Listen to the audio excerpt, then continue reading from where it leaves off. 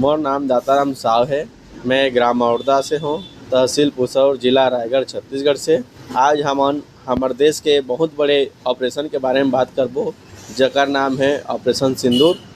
Operation सिंदूर ऐसा mission रहिस भारत के, जेमे हमर भारत के नारी माता मन के ऊपर रहिस, और जो आतंकवादी मन हमर देशवासी मन ला हिंदू धर्म के ऊपर, हिंदू धर्म ला टारगेट करके अटैक करिन, उनके ऊपर हत्या करिन ओमन ला, ओकर ऑपरेशन रहिस ऑपरेशन सिंदूर। ऑपरेशन सिंदूर से ये मतलब है कि यार हमर धर्म के ऊपर बहुत बड़े नाम है एक ठो, जो हमार महाभारत काल से सिंदूर के ताकत ला जाना जाथे। सिंदूर के मायने रखत कि हमार धर्म में हमार देवी देवता ला पूजा जाथे।